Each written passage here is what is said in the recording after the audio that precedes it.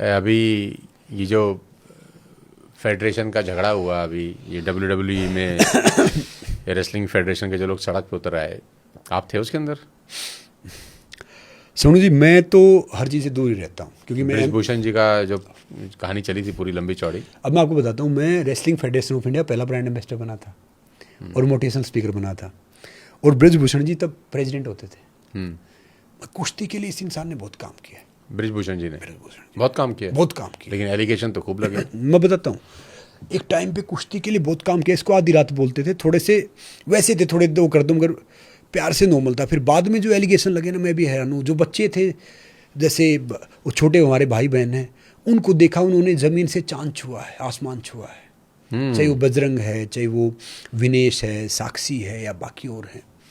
तो मैं तो हैरान था कि भाई किसके लिए बोलें, किसके लिए कहें, क्या कहें। जो एलिगेशन आ रहे थे तो मैं भी खुद हैरान था कि भाई क्या क्या करें।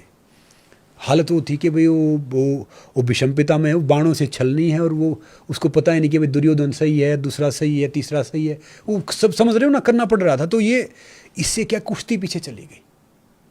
ऐसी चीज़ें होने चाहिए। फर्क पड़ा इससे? हाँ, कई बच्चों के कुछ नेशनल गए, कुछ चीज़ें गई। अब की बार ओलंपिक में मुश्किल से एक मेडल आया था हमारा, अमन का।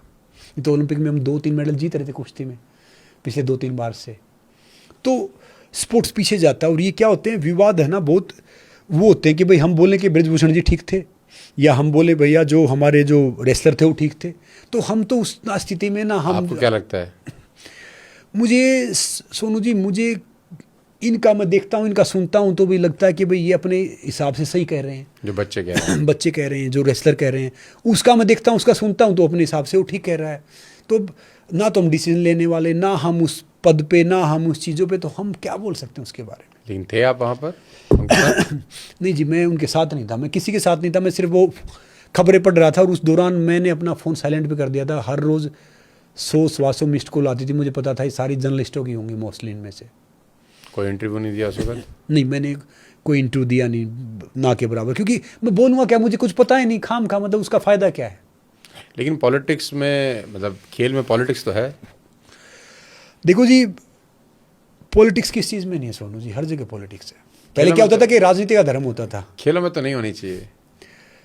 अब सोनू जी, दिक्कत क्या है कि खिलाड़ी से खिलाड़ी से बड़ा वैसे कोई नेता भी नहीं होता। मैं बताऊँ आपको, खेल में इतनी राजनीति होती है कि वो राजनीति वाले कम राजनीति करते हैं। खेल में भी होती है? हाँ, बहुत राजनीति होती है खेलों में। जैसे कि वो अपने हिसाब से होते बेवकूफ़ ही हैं सारे, मगर तिकड़म बहुत लगाते हैं। छोटी छोटी, मतलब अब तो फिर भी चीज़ें बहुत ओपनली आ गई हैं भाई, सब कुछ साफ है, ऑनलाइन हो गया है, ट्रांसपेरेंटी हो गई। पहले तो क्या होता था कि भाई आप खास हो तो आप ये चीज़ें कर रहे हो, दूसरा खास है दूसरा चीज़ें कर रहा है। मतलब पहले तो बहुत हो गया था। आजकल तो स्पोर्ट्स में तो बहुत फैसिलिटी है, गवर्नमेंट ने बहुत फैसिलिटी दे रही है।